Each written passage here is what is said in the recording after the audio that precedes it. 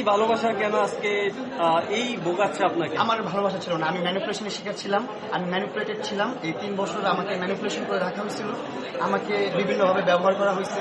যখন ব্যবহার করা শেষ, এখন ডাস্টবিনে ফেলে দিচ্ছে। ডাস্টবিনে ফেলার নাই যে আপনার রুচি দুর্ভিক্ষ হয়েছে, এটা সেটা হচ্ছে সে তার রুচির দিকে তাকাচ্ছে না, সে তার ওই যাকে ভালোবাসতেছে তার সঙ্গিনী তার চেহারা দেখতেছে না, তার স্ট্যাটাস দেখতেছে না, সে শুধু দেখতেছে তার সাথে থাকতে তার ভালো লাগতেছে, তার কথা শুনতে ভালো লাগতেছে, তার স্মেল পেলেতে সে খুশি হচ্ছে। অনেক কিছু আছে ভালোবাসার মধ্যে। আসলে দুর্ভিক্ষ জিনিসটা এটা খুব অকওয়ার্ড সময়।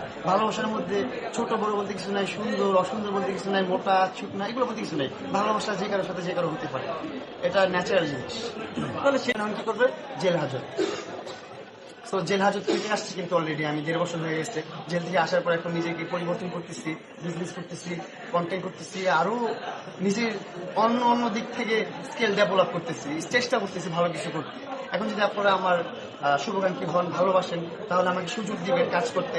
আমার আমার মাধ্যমে তো আপনারা কেউ এই 1.5 বছরে কোনো ধরনের অশ্লীলতা দেখেন নাই, দেখছেন?